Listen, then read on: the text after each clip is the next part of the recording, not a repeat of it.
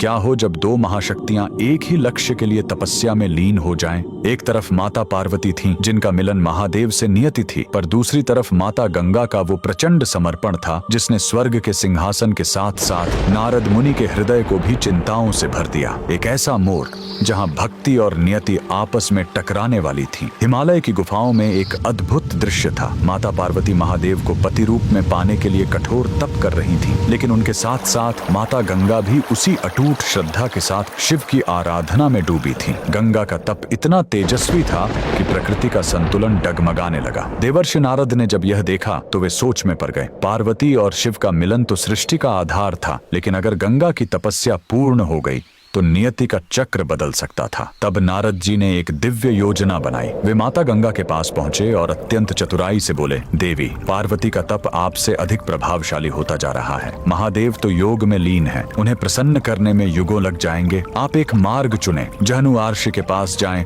और उन्हें 108 घड़े जल अर्पित करें। यदि वे प्रसन्न हुए तो शिव स्वयं आपको मिल जाएंगे। निर्मल हृदय वाली गंगा नारद की योजना को समझ न सकी और भक्ति के आवेग में जहनु ऋषि के पास पहुंच गईं। ऋषि उस समय गहरी समाधि में थे। गंगा का वेग और वो 108 घरों का जल ऋषि की तपस्या में बाधा बन गया। क्रोधित होकर ऋषि जहनु ने वो सब कुछ कर दिया जो नियति चाहती थी। उन्होंने गंगा के उस प्रचंड प्रवाह को पी लिया और उन्हें श्राप दे दिया। गंगा की तपस्या भंग हो गई, लेकिन उनका निस्वार्थ प्रेम महादेव तक पहुंच चुका था। तभी वहां महादेव स्वयं प्रकट हुए। गंगा की आंखों में अश्रु थे और हृदय में केवल एक ही इच्छा, गंगा की अटूट भक्ति देख महादेव ने उन्हें कहा, इस सृष्टि की नियति में पार्वती ही मेरी अर्धांगिनी है, लेकिन आपके इस निस्वार्थ समर्पण को खाली नहीं जाने दिया जाएगा। आप मेरी पत्नी बनकर मेरे हृदय में नहीं, बल्कि मेरी शक्ति बनकर मेरे मस्तक पर निवास करोगी। आज से मैं गंगाधर कहलाऊंगा और मेरा नाम हमेशा आपके नाम के बाद ही पूर्ण होगा।